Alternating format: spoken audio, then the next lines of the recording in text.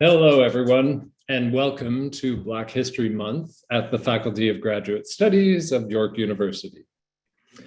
I'm Thomas Loebel, Dean and Associate Vice President Graduate at York, acting as moderator with the help of Vanessa Albert behind the scenes, facilitating audience questions. Now, before we begin, I would like to acknowledge and honor the territory from which this panel is being hosted. Since we're gathered virtually, I encourage you to acknowledge the territory in which you're located and come to understand its long Indigenous history. York University recognizes that many Indigenous nations have long-standing relationships with the territories upon which York University campuses are located that precede the establishment of York University. York University acknowledges its presence on the traditional territory of many Indigenous nations. Excuse me. The area known as Takronto has been caretaken by the Anishinaabeg Nation, the Haudenosaunee Confederacy, and the Huron-Wendat. It's now home to many First Nation, Inuit, and Métis communities. We acknowledge the current treaty holders, the Mississaugas of the Credit First Nation. This territory is subject of the Dish with One Spoon Wampum Belt Covenant, an agreement to peaceably share and care for the Great Lakes region. Now, Black History Month celebrates the richness of Black cultures globally, including their foundational role in the development of civilizations old and new. This focused intensity of a month, however, must become a month-long ethical and political siren, alerting public attention to every month of every year. In FGS, we encourage the York University community to take up the imperative of Black History Month, which is discover, research, remember, communicate, interrupt, challenge, then correct in every discipline and medium. Over centuries, as a function of racialized and colonizing power dynamics, Black histories have been silenced, dismissed, or appropriated and renamed. But not today. Today, we have four dynamic scholars, whom I'll introduce now, who will question why and how Black History Month matters. Matters to knowledge as such, but also to individuals' personal intellectual journeys. So first we have Michele Johnson. Michele is a professor in the Department of History and Associate Dean Students in the Faculty of Liberal Arts and Professional Studies at York University, where she has also served as the coordinator of the Latin American and Caribbean Studies program, York's Affirmative Action Officer, and as the director of the Harriet Tubman Institute for Research on Africa and its Diasporas.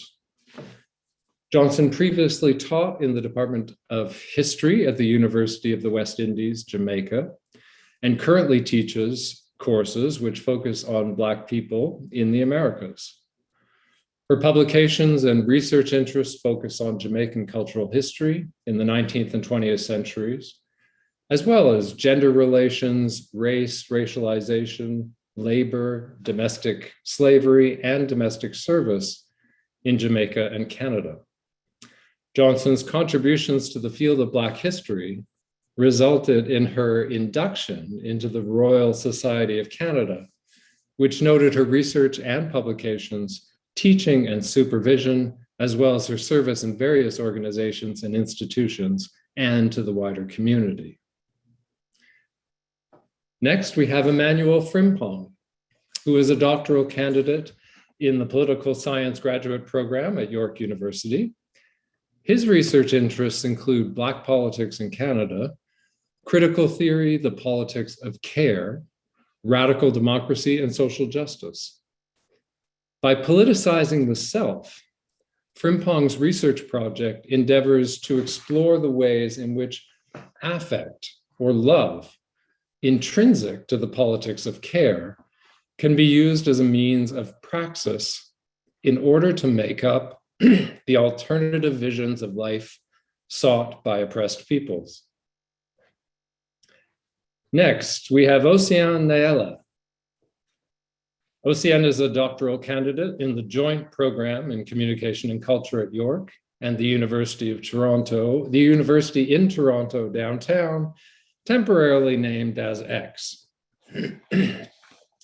She graduated from the University of Ottawa with an honors Bachelor of Social Sciences in criminology and sociology. Her doctoral research investigates the proliferation of braided hairstyles in several West African countries and their diasporas. This practice is situated within a larger media ecology consisting of social, spiritual, and communicative practices that act as an embodied mathematics, which mobilize the unconscious for moments of diasporic transindividuation. Nyela is the recipient of the Joseph Armand Bombardier Canada Graduate Scholarships, the CGSD, the Doctoral Scholarship, also known as the Biggie. Last but not least, we have Rossini Sandjong, who is a master's scholar in the program in Public and International Affairs at York University's Glendon campus. His research examines the immigration crisis worldwide, focusing on the African continent. Both he and his parents are immigrants to Canada, which provided a distinctive experiential perspective on the many challenges of this process, but also a strong desire to help others in the midst of immigration. Now, in so doing, he's focused on understanding Canada's immigration affairs, for which I wish him good luck. Sandjong was recruited to York University on scholarship to play football, go Lions, after which he was drafted by the Edmonton Elks in the Canadian Football League in 2020. Outside of studies and sports, he's also the co-founder of Tiny Strides, a nonprofit organization that provides financial assistance to disadvantaged youth in the GTA to enable access to organized sport.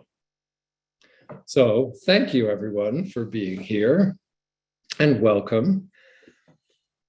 Let's get right into it with a bit of a lightning round to start things off.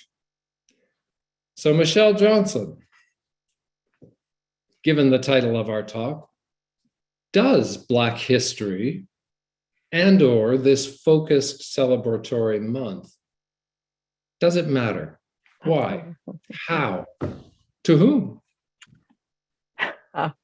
Well, thank you, Dean Loebel. Thank you, Tom. Why not just open up to the whole big thing? All right, so the Black History Month that we celebrate in Canada, as many of us know, is an importation from the United States. Started there as Black History Week, and then it developed Carter Woodson and others, and it's become now a kind of everybody's talking about Black History Month, and many people have also borrowed this February, this coldest, shortest month in which to celebrate Black history. And the Canadian version of that importation went through the organizations that are here, and now it's been passed in Parliament and so on and so on. Why does it matter? Well, in the African American context, and I would suppose in the African Canadian context as well, it comes from a place of trying to center people who have been traditionally marginalized. And it is significant that these communities have had to fight for this recognition on their own. So Black History Month didn't come through somebody's, kindness. It was a battles in both places. But it matters because the people who are of African descent in the United States, but let's focus in on Canada, have been traditionally treated as if they are recent problems just arrived, to borrow from Rossini's research. Recent problems just arrived, recent problems to be solved, as if people of African descent have not been part of larger imperial enterprises planted in this part of the world, whose labors, whose labors in the Americas, whose labors in the African continent, whose labors everywhere have been the foundation of so much of the wealth upon which many of these societies are built. So talking about the contributions of people of African descent is crucial in a place like Canada that likes to forget. There's a national amnesia, a national forgetting. Let us forget. Let us forget our 200 years of slavery. Let us forget how badly we've treated people of African descent. Let us forget that the first race riot in Canada was against Black people. Let us forget all of that, because as a multicultural and tolerant society, we have nothing. This is not a Canadian problem. This is entirely American. So once a year, for 28 days or so, people focus on this, and they do, Tom, for many people, it is like, let's just get through this. Let's just get through this Black History Month. Let's just do the thing and tick our boxes and say we have done this. But people of African descent are here, and we're not going anywhere. And for all of the 12 months, we are here. So it is important to take this moment to talk about it. But for me, Black History Month is every month. So hey, it's okay. It's a wonderful way to start us off. But Emmanuel, does it matter? Does it matter to you? To whom does it matter, or why? It's tough to follow up after that. But for me, Black History Month is important, and it's important because it's a time when the historical archives and the ledger books are opened up, and we're reminded of the contributions of Black people to our society. As you were saying, Tom, both old and new, right? And it's also a time when we're reminded of the marginality, as Professor Johnson was just noting, the violence and the death that are typified and which continue to threaten Black lives year round, right? It receives a spotlight in this month, and it opens up a dialogue like the one we're having right now. So for me, Black History Month is important. Océane?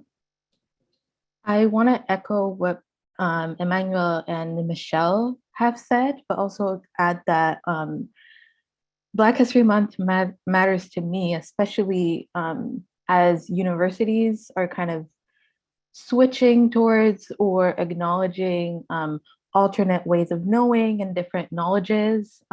It's a way, at least for me, to show that Black people, both on the African continent and in the diaspora, have ideas and practices and beliefs that can kind of challenge what we've established in the academy as knowledge and what is taken for granted.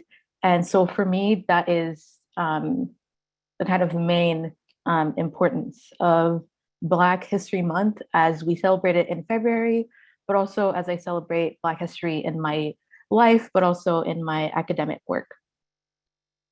I think we're certainly going to take up some themes we've already started to hear about multiculturalism and the way we fantasize that in Canada.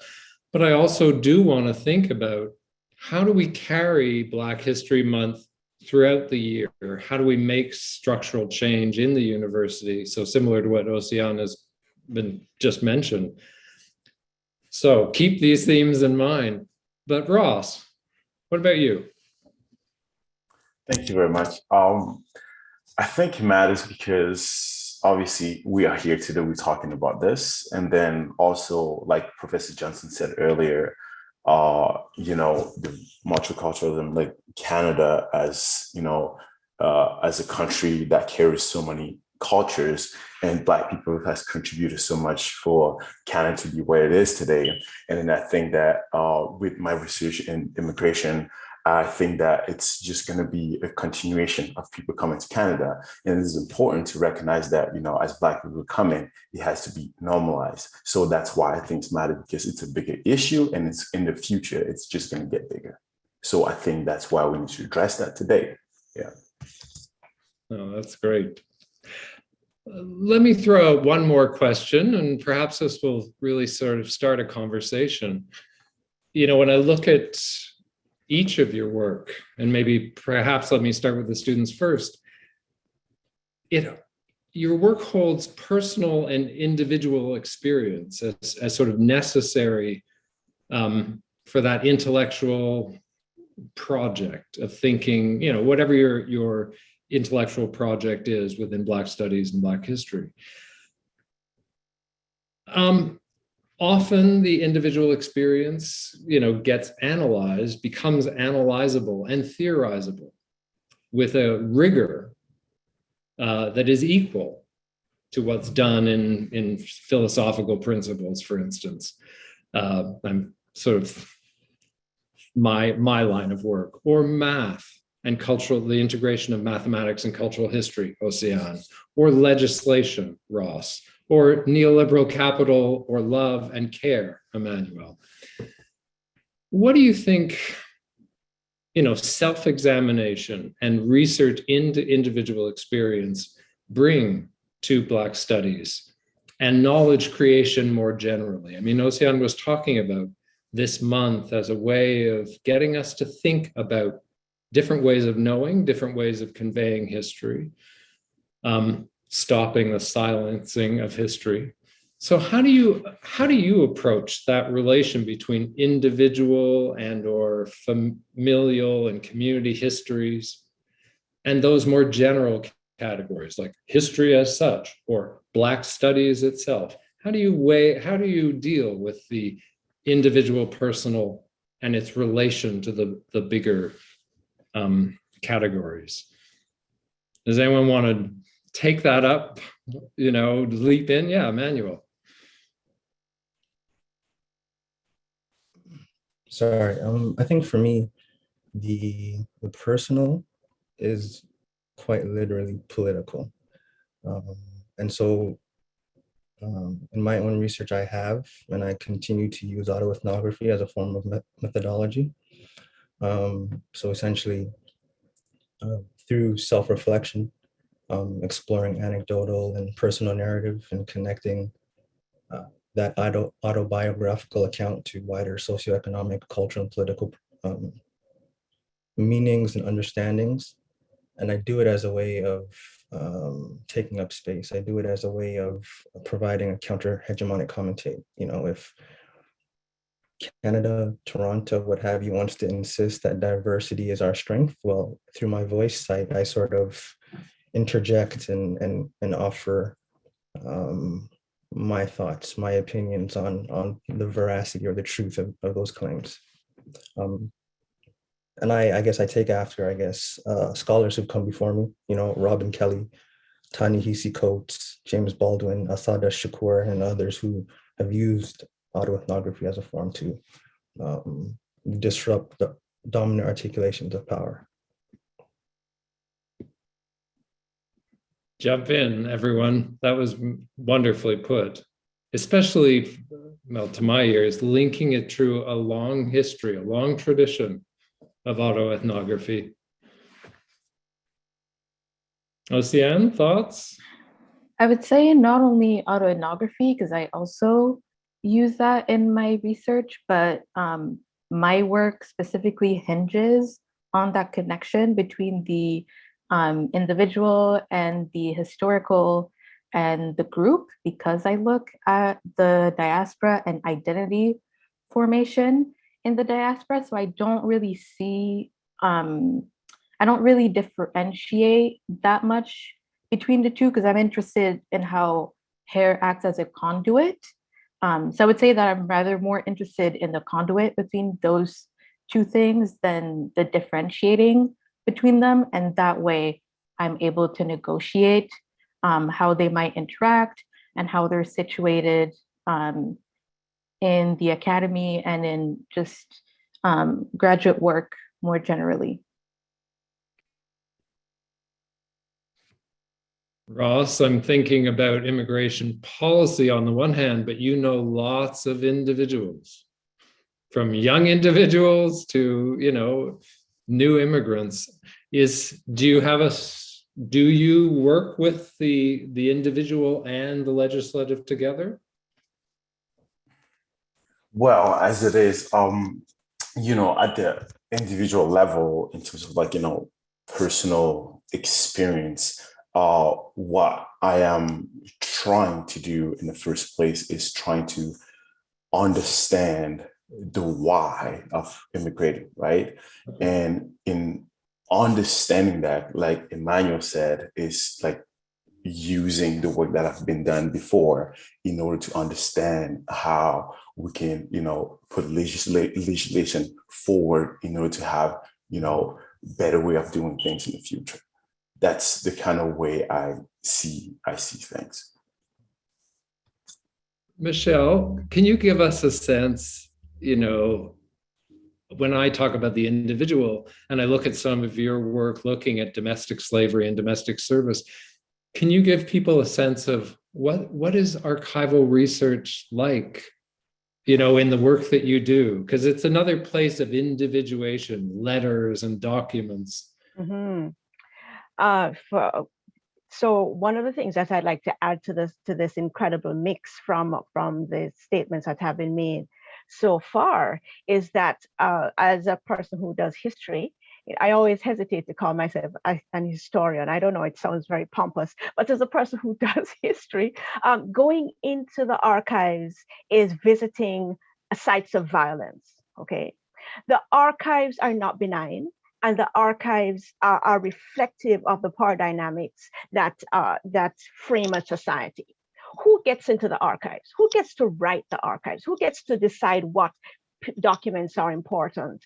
And for persons of African descent in the Americas who were not allowed to, whose education was not just neglected, but was illegal, right? How do they come into the archives? Very often sideways. They come into the archives at moments of violation. They come into the archives when they're sold as property. They come into the archives in violence. And so going into the archives for me is it is a dual process of recognizing that these are individuals whose lives have been totally devastated by processes over which they had no control, trying to recover those lives and recognizing that there are individuals whose existences we will never recover. That kind of violence is very real in the history that I do.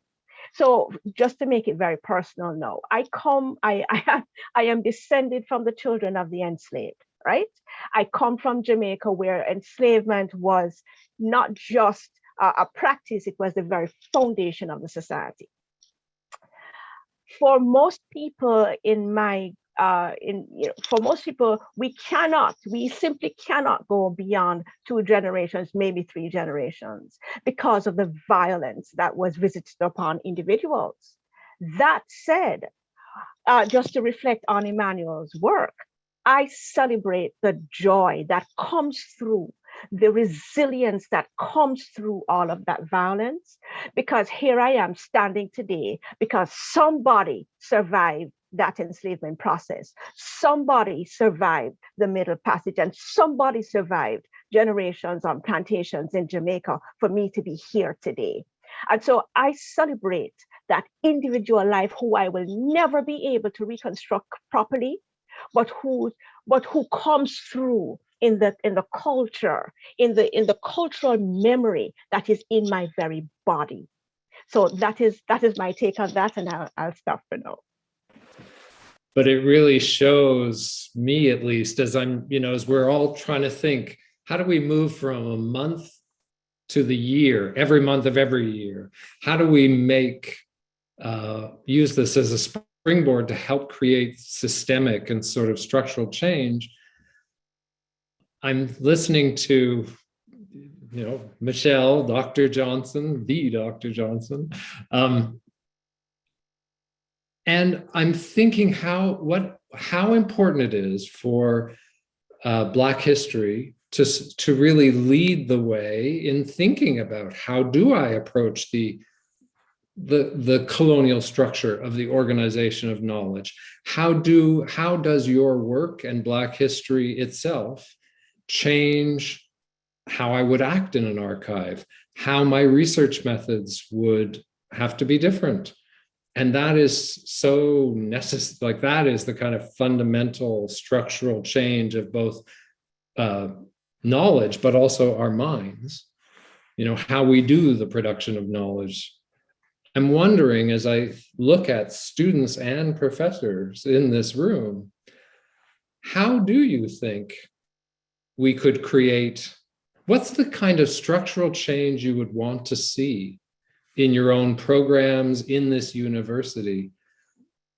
And what do you think might help us get there? Because we talk about the decolonization of knowledge, but Michele just explained part of the fabric of it, like what you need to do in order to actually decolonize knowledge. And I don't know that really institutions know how to do this. If leaders in it don't help, like don't lead us. So on the one hand, we have a great leader here and we have a bunch of future leaders.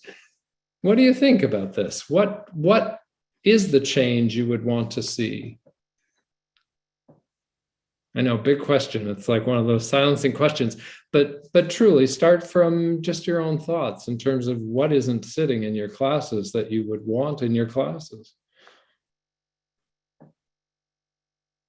Ross, you smiled, so you have to go first. Well, that's a very good question and a very complicated one, because what I'm thinking is that we all have this, generic thought of like, well, more funding, more this, but we've known that it's not what is changing, because in the past that haven't made any impact. So what I'm thinking is that I think, the grassroots education has to be something that needs to be, implemented and actually, for people to understand, because I think, we are all educated, right? And then we have a certain level of education that is, better than certain people. And then I think for Black history, I think that's how we need to do things. We need to, have in the curriculum, the story of people who've done things to, for us to be here. I think through education, I think that's the way we'll be able to kind of change things. I mean, just a quick question as a follow-up on that. Did you learn much Black history in Canada? Well, I had to do honestly, I had to do my own research, because going, through school, I only learned about like all the good things about Canada, what Canada's done good and all that. So I had by myself to do my own research and be curious, because in the first place, I came from Cameroon, where my own tribe was not necessarily colonized, but I was, and I didn't know history in that way, but I start hearing a lot of people talking about it. And I was like, why am I not learning this in school? So I take it up on myself to get myself educated, right? And then it's by doing that I understand that, well, I can relate so much to these things. And that's, like I said, that's the way. So not having that in school doesn't help the narrative. Got it. Thank you. Emmanuel. Right. I mean, just to piggyback off of what Ross just said, I mean, I think definitely education is one of those institutions that Canada can definitely do a lot better. Going back to Stephen Lewis's report on race relations, 1992, right? He has a whole section dedicated to education where the students are asking, like, what are the courses in Black history? Where are the visible minority teachers? Why are there so few role models? Questions like these that today, Black people are still asking themselves and asking others.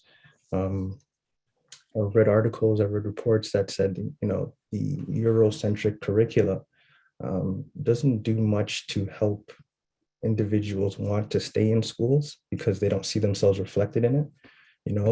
That's part of the reason why the Afrocentric school was brought into being, right? But even something like that, look at all the pushback that came against it. Individuals didn't want to set that school up because they believe that it was divisive, right?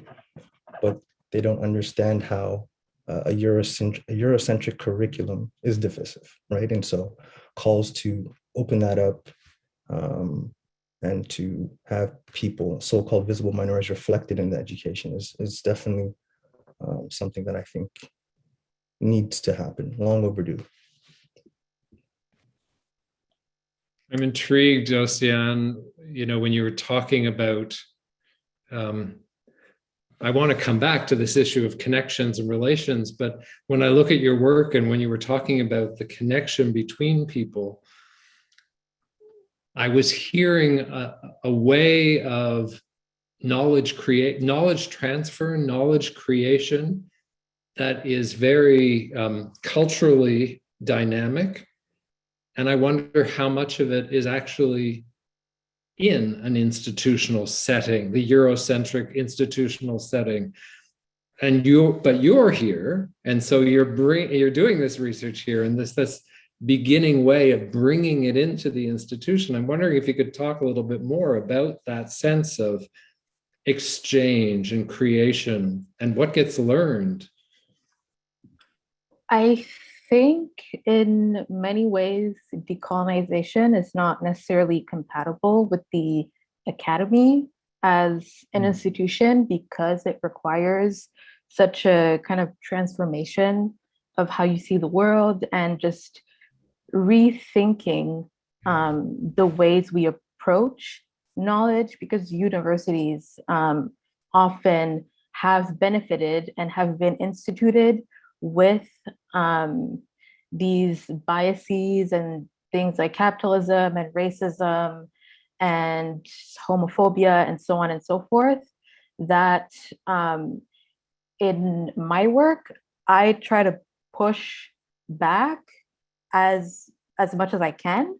I'm kind of lucky timing-wise that I got into grad studies as Black studies was becoming more and more popular and people were looking for Black students and for research about Black people. But for me, the work that I'm doing is, as much as it is in a graduate program, it's not for the academy, it is for Black people, because I am always in awe and admiration.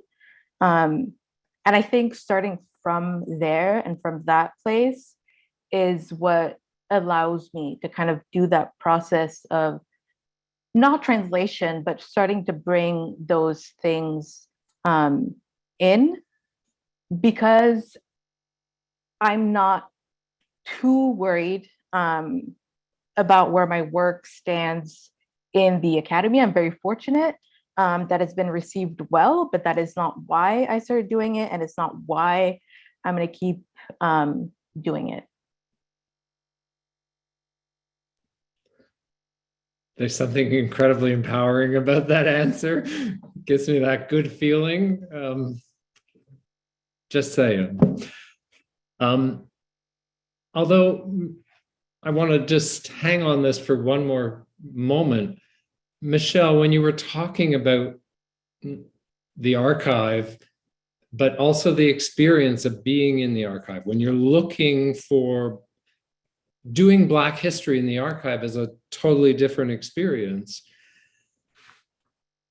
It sounded, though, like it's an experience that anyone could learn from, and methodologically. Like, it strikes me as an important way of doing history, making knowledge that is Black specific, but has so much transfer value for any discipline, for creating knowledge as such, because as Emmanuel says, the knowledge we would learn by default in a European styled Western capitalist university is always already sort of conditioned into a little box.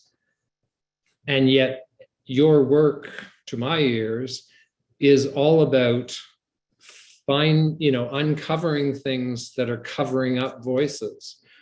I don't know, can you talk a little bit more about how that really might open up the way you would do knowledge in a university?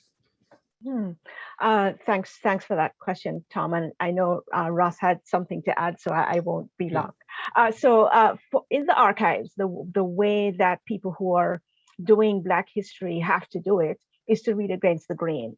There's no cache of documents that says the Canadian immigration system was racist. But if you read the letters from the directors of immigration, some of whom I won't bother to name here, in the early 20th century, what they say is unmistakable. They say we will not allow Black people in because Black women in particular are destined to be a problem to the country. And they say that because they don't have any reason to think that the words that they're writing will be in any way analyzed at a later date. They're quite free in their racism. So going into the archives and reading against, going to those same documents and pulling it apart is how you find the Black people who have been ignored.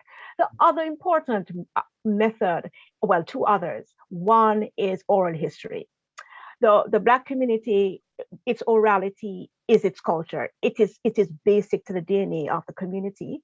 And so if you go into the community, depending on what you're looking at and your period and so on, you can often find information from community members that information is simply not available elsewhere.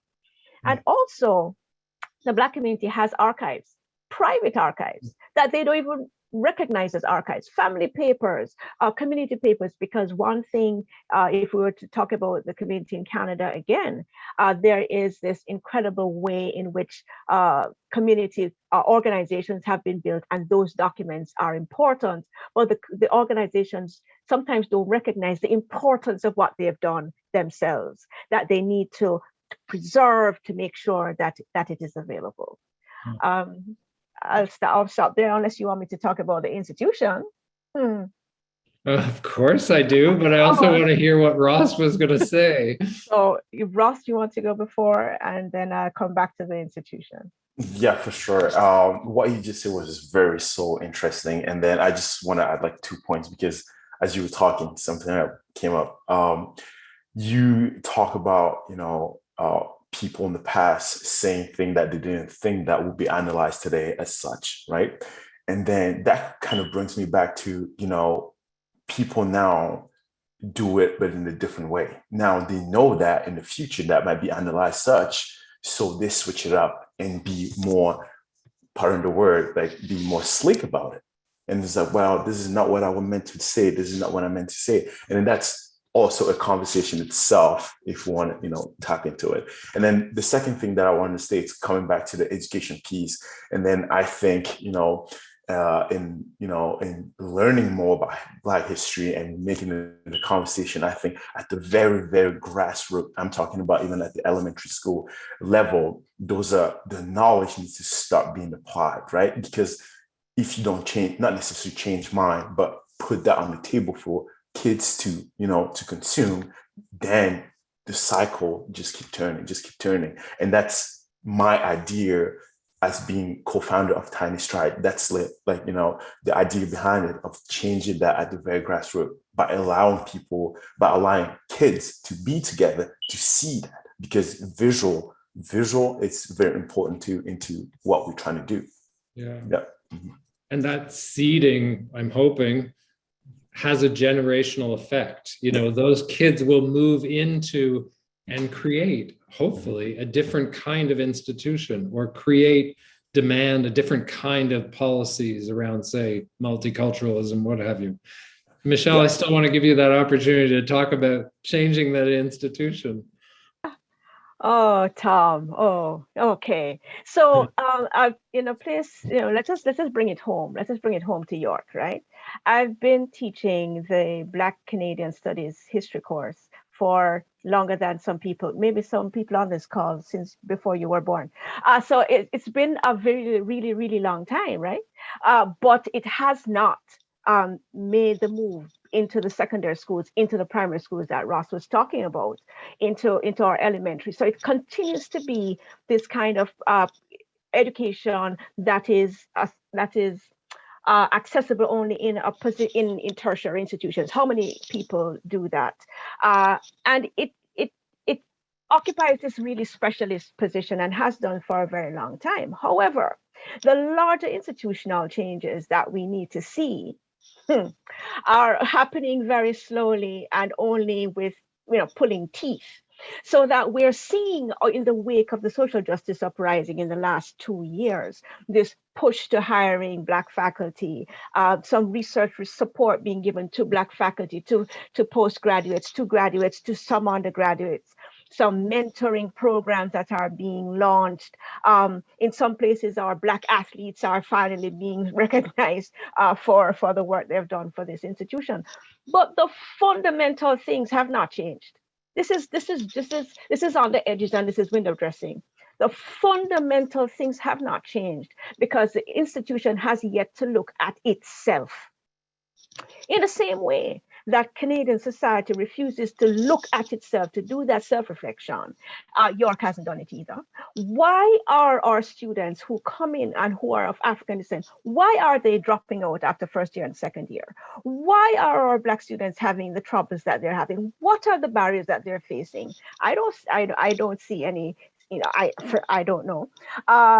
So the deep systemic concerns that are in the institution are reflective of the wider societal concerns. Why is it that people of African descent who, as migrants, happen to be the most educated among the migrant communities, still are the ones are unable to find jobs, unable to find housing, unable to find good health care? There is nothing accidental about this. This is systemic racism. And until and unless Canada looks at this, it will continue. It will just grind away under some other mantle, under some other label. Canada needs to do reparative work. And I use that term deliberately, reparative work, as the first step to reparations, because there are things here that need to be done on an individual, on a community, and at a societal level. This society is not ready and is determined not to be ready. Wow. Emmanuel, you keep choosing to go after these things, after such statements. Oh, I mean, what Professor Johnson is describing, I think, really gets to the heart of my research, in that, essentially, fundamentally, I'm asking, how does the work of anti-racism begin if the structural imperatives of capitalism require it? So Cedric J. Robinson in Black Marxism, he writes that all capitalism is fundamentally racist because capital accumulation creates severe inequalities among human groups by exploiting human value through difference, right? So, for example, skilled versus unskilled, excuse me, creditors versus debtors, nationalists versus immigrants, right? These differences create cleavages amongst people, and these lead to alienation, amongst other things. And racism occludes those inequalities that capitalism requires, right, by making it appear natural, right? Gramsci calls that cultural hegemony, right? So how does the work of anti-racism begin without looking at the fundamental question of capitalism, right? And so to answer that, Tom, when you mentioned earlier, my research deals with love and care. To answer that, I'm looking at affect, or more specifically, filial love, neighborly, brotherly love, right, as a possible solution. Erich Fromm, a psychologist from the Frankfurt School, writes in his piece, The Art of Loving, that, through self-awareness, reason, and love, self-awareness, reason, and love makes man distinct from animals, right? And so the age of reason, the period of enlightenment, 17th, 18th century, this preoccupation with rationality, science, secularization, liberalization, urbanization, beginnings of industrial capitalism. What's missing from that is love, right? So if we can all agree that human existence is characterized by the fact that man is not alone and separated from the world, but not being able to stand that separation, they seek out one another, right? They seek out oneness. To refer back to Fromm, he writes that both love and reason are necessary towards the full development of human potential, right? Because it's love that has the power to break through the walls which separate us, right? To overcome the isolation, to overcome that separateness, right? And so by adopting this new sensibility, love by its very nature is diametrically opposed to capitalism, right? So going back to what Ross was mentioning about his not-for-profit and what you were saying, Tom, about that sort of intergenerational wealth, right? I believe that something like this is possible and it can work, right? Martin Luther King Jr.'s beloved community, Mahatma Gandhi's Satyagraha movement, they built on this sort of foundation of love, right? So you're inspiring me. I want to believe this. And I think you're probably right that it's the most ethical way forward. That said, it has to be twice as powerful as the forces that Michele and others, spoke of, that are committed. Racism is committed to using capitalism and every other tool to shred love, to shred, to separate the boundaries, the connections between people, and to erect boundaries. And so you have your work cut out for you, as Martin Luther King and Gandhi did before you, in thinking about that activity of love and how to really, have it make generational, structural community change that overwhelms institutions. I mean, part of me wants to see whether Michele's face changes, like if skepticism gets in there or whether she's on board with this or not. But she was absolutely poker face. So I'm not going to implicate you. But, it's a tough, we talked about this with this one before. It's such a desirable argument, but a tough argument to make, because there are challenges with thinking about how does affect act and create change. Océane, maybe you have a relation to this as well, because there is so much affective connection, in the work that you're doing. And yet, from what I understand of it, it is also, I won't call it it's not institutional work, but it is knowledge transfer through affective connection. Very related, I think, to what Emmanuel was saying. Yeah, well, in my work, hair braiding and also when people get their hair braided, or at least what I perceive it as, is both the kind of encoding of a pattern in the braids themselves, but also the encoding of a history in the hair by the person who is braiding the hair and by the wearer of those styles. And getting your hair braided, unless you go to a hairdresser, and even when you go to a hairdresser, requires a certain level of trust and love, because hair is so important to Black people. I know that I wouldn't let just anyone braid my hair. So that connection with love, and love as like a care ethic, is definitely there, but I can also see how it's difficult to then implement that, as you said, in an institution that exists in a system that is so determined to grind it out and to exterminate it. But I definitely agree, and I'm excited to see what Emmanuel is going to produce in his dissertation. Oh, it's wonderful. I'm getting these messages from Vanessa. I wish this were an hour and a half, not an hour, but I really would like to open it up to some questions from the audience while we have this opportunity. Anessa, will you be chiming in with what we've been hearing? Yeah, certainly. We've got quite a few questions around multiculturalism.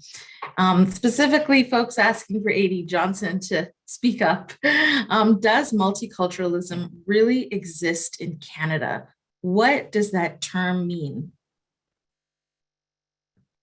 Oh my goodness. Thank you. Thank you for that question. So last week, the days are now blurring into each other. So last week I was able to talk at greater length at McLaughlin College about multiculturalism and Black people. So let me just do a Cliff's Notes version of it. I think when multiculturalism came onto the Canadian scene, 1963 or thereabouts, as an idea, so they launched the committees come back with reports. Trudeau announces it in 71. There was never an intention for multiculturalism to embrace everybody. It was a political move to embrace the Francophone community, in particular to tap down the Quebecois nationalism that they were dealing with.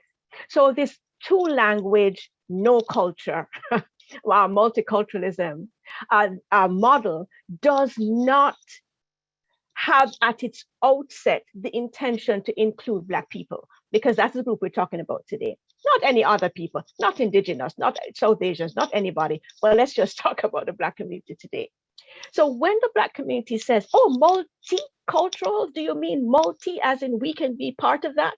The authorities were now left flat-footed because they had created a policy without thinking through that the marginalized would find the edges of it to pry it open.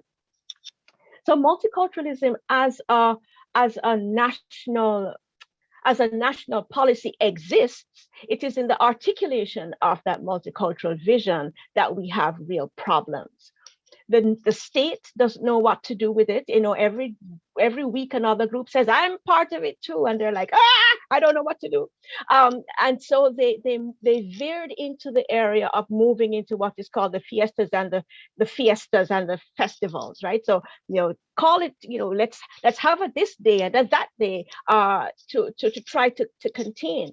Because at the back of all of this is the intention to make sure that the Canadian state never really has to deal with the complexity of the society that is here. It's containing, it's giving you a day, it's giving you a week, it's giving you a month to contain, to giving you some funds, but not changing the structure of the society. What is multicultural? Who knows? Who knows? I don't think the government knows. And at York, we have our multicultural day or week or month or year. But what does it actually mean? Does it actually mean that within these two languages, notice the two languages, that all of us can somehow be equal within those two languages? That wasn't the intention. The mosaic, that wasn't the intention. And so nothing has changed. And I'll stop on one last observation. Look across the border at what is happening with critical race theory and the ways in which the state, the authorities, those who in Jim Crow, whose grandparents in Jim Crow and whose parents in civil rights movement and who are now back are reimagining how to contain. It is all about containing Blackness, because for some reason, Black people are so gentle. Please. So to borrow from Emmanuel, so loving. I don't know, if, and somehow there's this fear of Blackness that needs for Blackness to be contained in every space across the Americas. It is, and multiculturalism for me is one of those attempts at containment. Can I ask, though, a quick question of Rossini? What is multiculturalism? It's a great brand. And I wonder, did it figure into your parents' decision to come to Canada as opposed to some other place?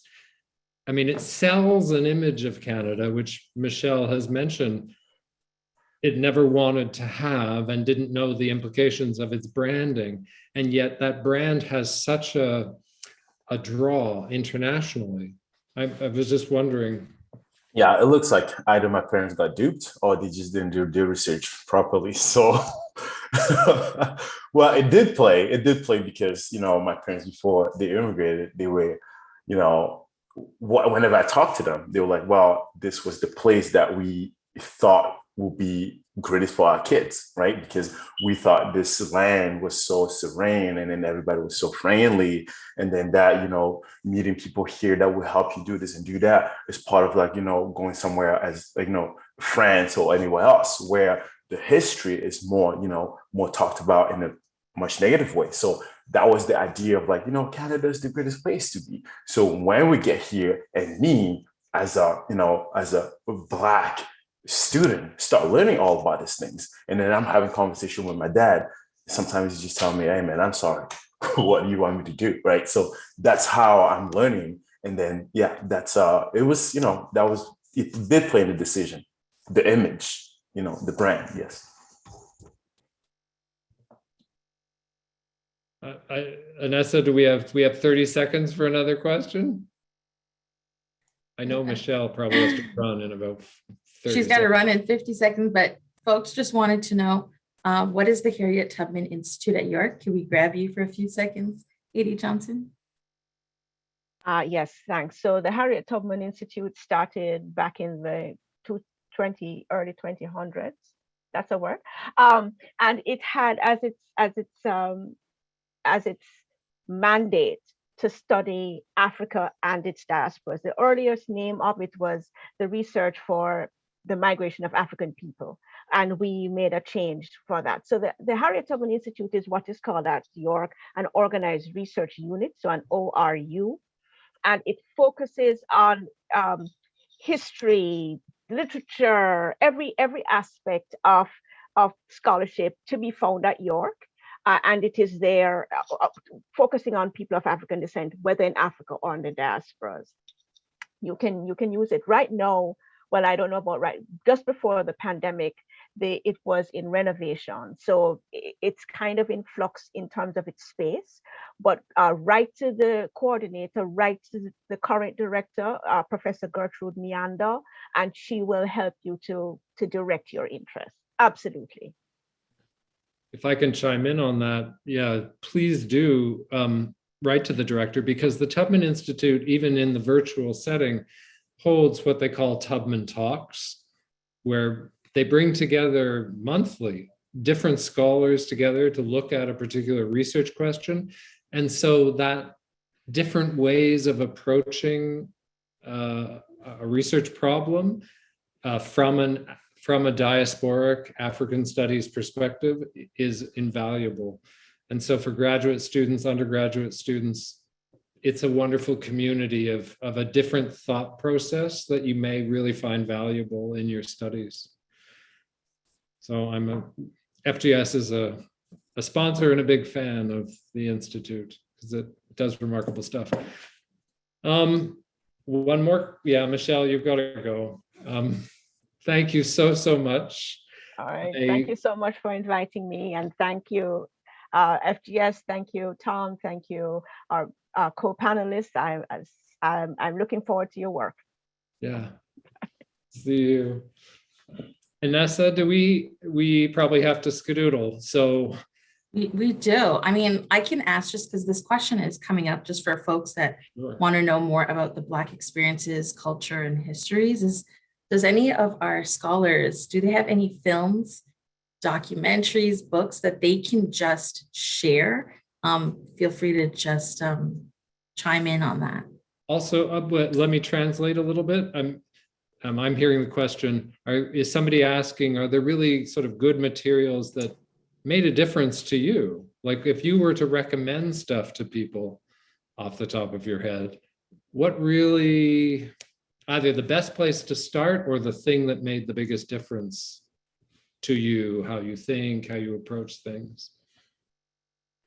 It wasn't by a Black scholar, but I would say the Epistemologies of the South by Boaventura de Souza Santos was extremely important in writing my MA, and coming across that book in one of the classes that I took for my master's was kind of fundamental to the research that I ended up doing and to the research that I want to keep doing. So I would recommend his book and his work more generally on the epistemologies of the South.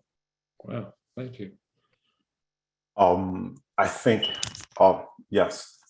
I've read this book. It's called The Skin We Are In, and then by Desmond Cole. I think it's a very good resource book, as he talks about the police force apprehending young kids in Toronto. So I think that one book is very, very good, and he's a young writer who's rising, very, very good. And it really speaks to this city and Canada. Yeah. Emmanuel, if you had to choose, you have cited lots of people today, but if you had to choose one. When I was doing my MA, before I even knew what the term was called, respectability politics, it was explained to me by my supervisor, but she recommended that I read Ta-Nehisi Coates' Between the World and Me. And again, that's like he's yoking his personal narrative to wider sort of experiences, right? And for me, that was sort of the beginning of me thinking that, I can also do this, right? I can take up space. I can use my narrative as a sort of counter-hegemonic commentate, right? So Ta-Nehisi Coates, Between the World and Me. But I enjoy anybody and everybody that sort of speaks about cultural or political things while injecting their own sort of self into their reading. So again, Robin Kelly, Assata Shakur, Fanon does that a bit. There's a lot, but well, and if I may say, and in call it 10 years time, just to give you, not to make you sweat, we'll be reading you.